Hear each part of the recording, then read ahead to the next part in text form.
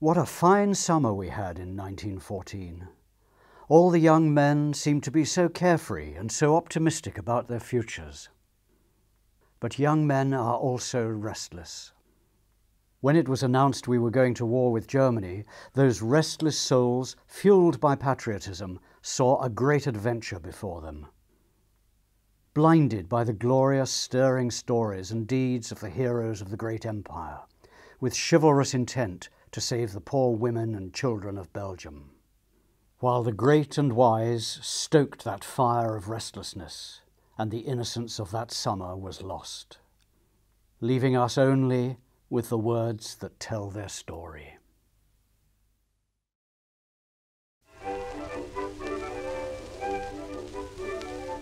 We have volunteered to join the army. Do not worry about us, as we have joined the Territorials, and I expect to be a home service battalion. We will defend our country's shores from an invasion.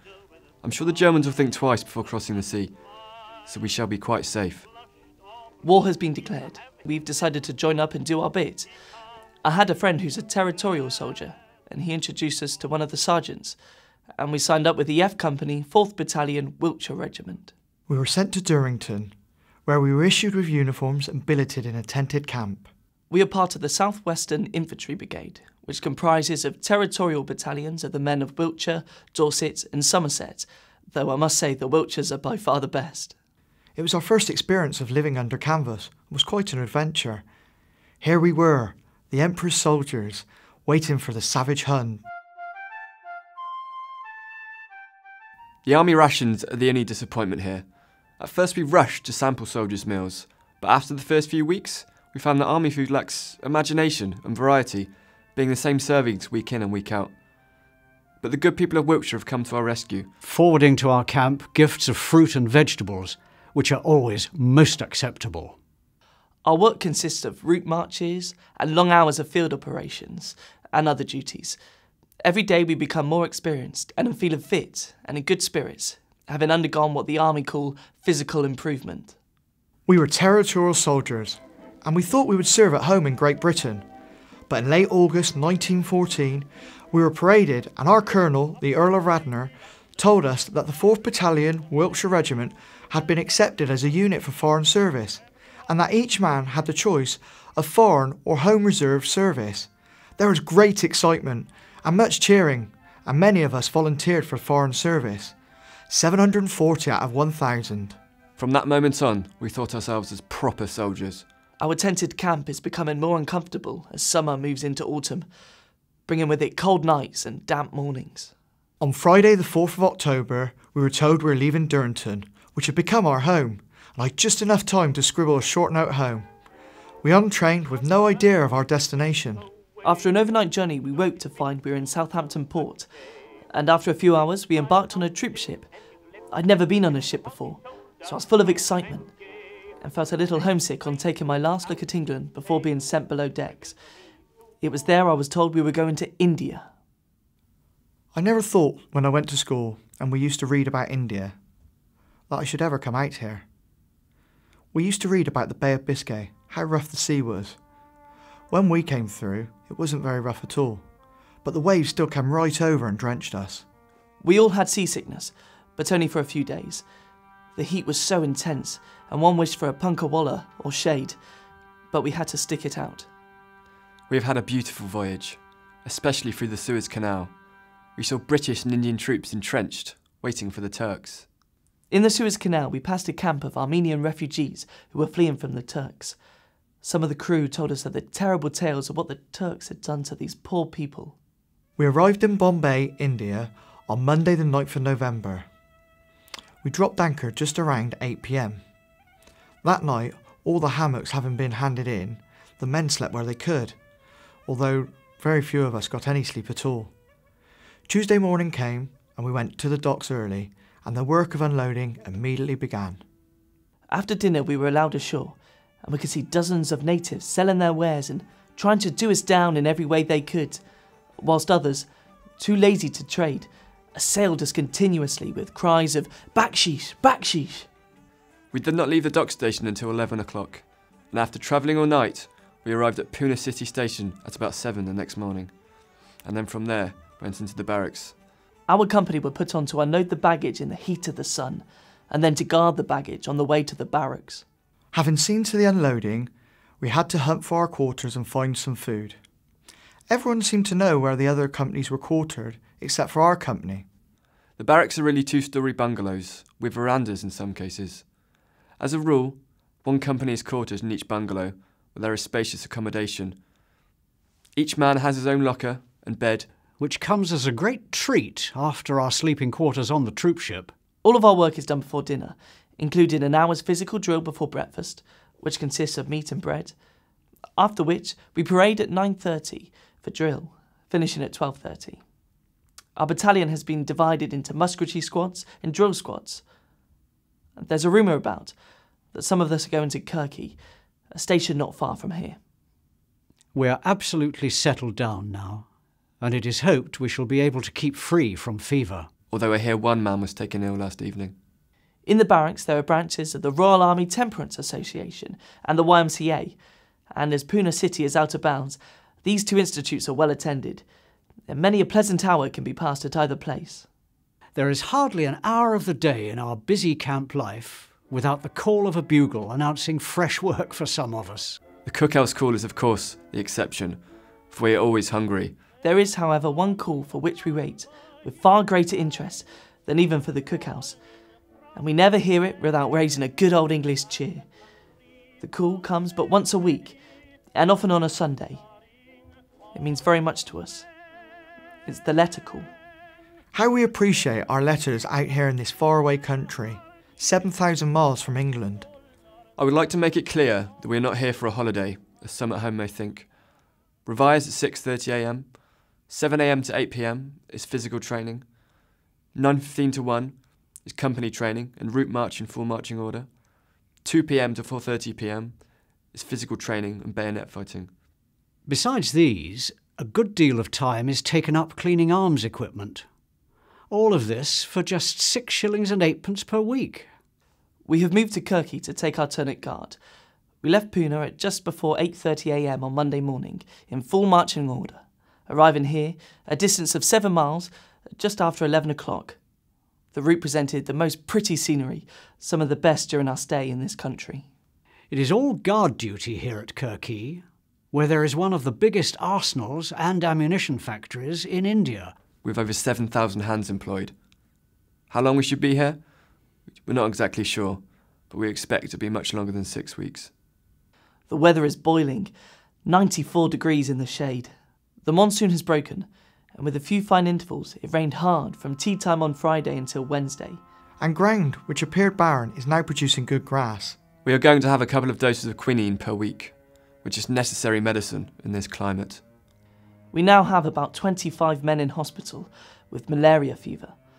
It's not serious. They only send them there as there's nowhere to keep them in the barracks. We had our first casualty this week. One of the cooks, Fred Perrott, went into the hospital with malaria fever, which is not usually a very serious illness. He had a very high fever, and the end came very suddenly. The funeral took place the following day because of the hot weather. I and the rest of the company followed a gun carriage bearing his coffin from the station hospital to Delhi Cemetery, where he was buried with full military honours.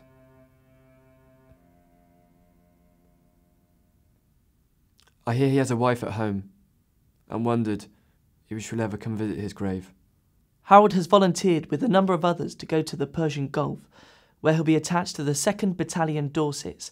I was told I would have to go as a private, but one of the corporals have fallen out, so I will be able to keep my stripe and extra pay, so I will be quite rich.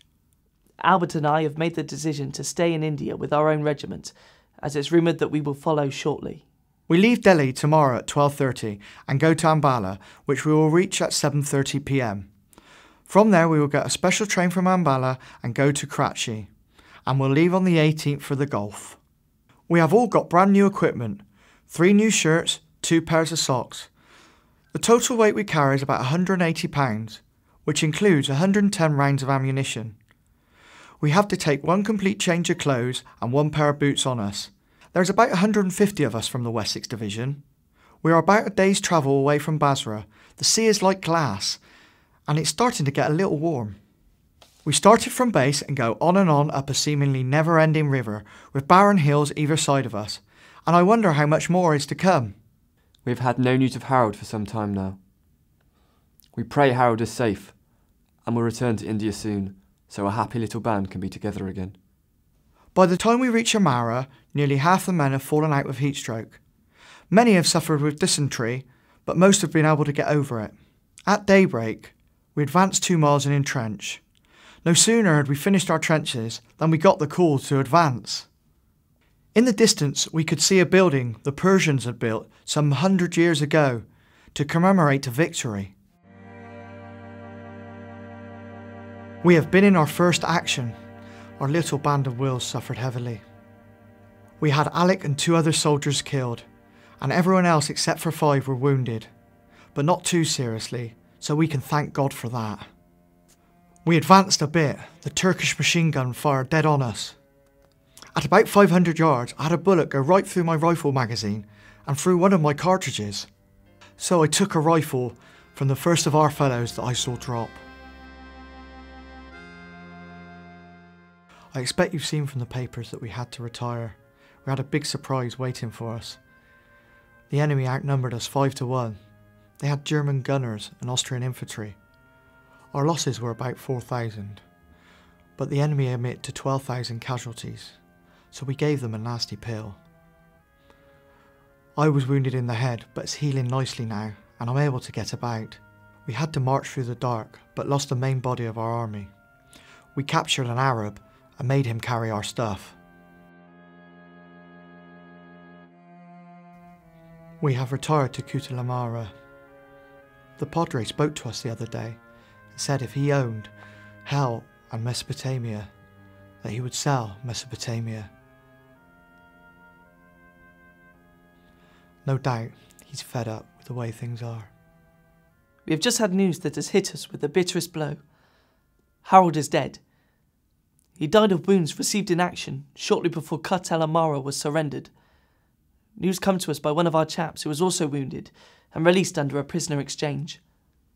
He also told us of the wicked, callous and extreme treatment dealt out to our men by the Turkish soldiers. They were robbed of their clothes and had to march with rags wrapped around their feet in place of their boots, which were stolen. The Turks provided no medicine or care, and rations were meagre and not fit for men in such conditions. We have talked all night and now wish to avenge poor Harold's death.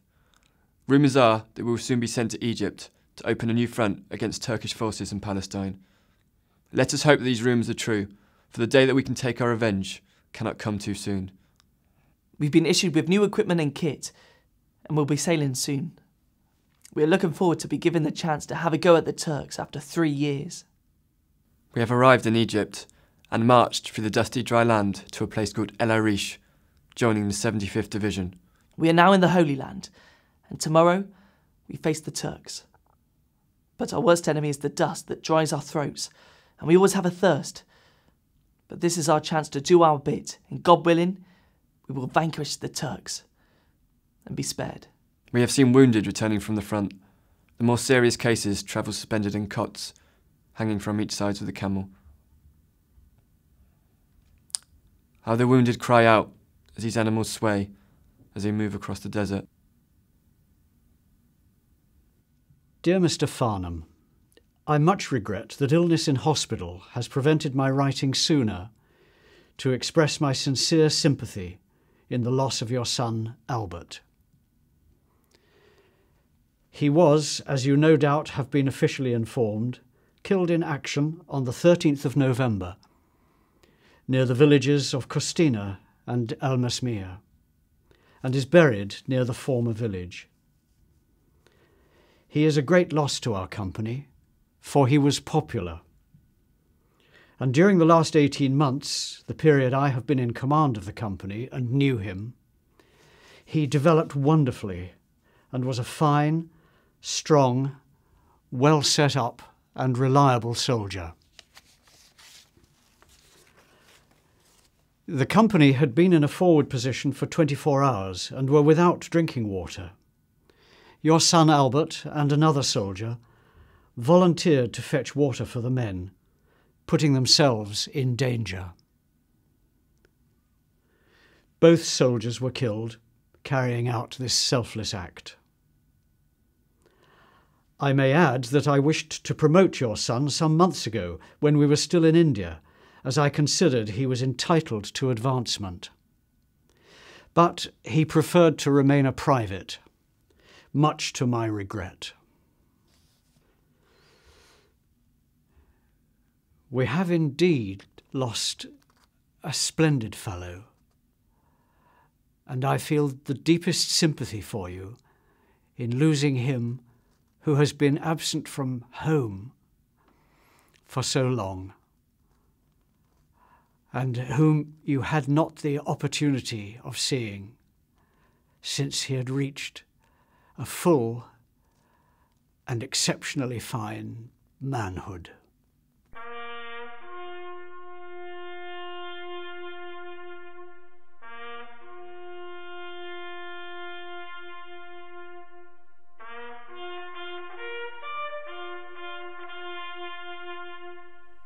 The war is over. The Germans have asked for an armistice. Hostilities will end at 11 a.m. I sit at my desk. Outside it is a dull, grey morning, and wonder what promise the future will hold when many of those who were the future are now no more. 3 empty seats. I hear their voices and remember their faces. They shall grow not old, as we that are left grow old. Age shall not weary them, nor the years condemn. At the going down of the sun and in the morning, we will remember them.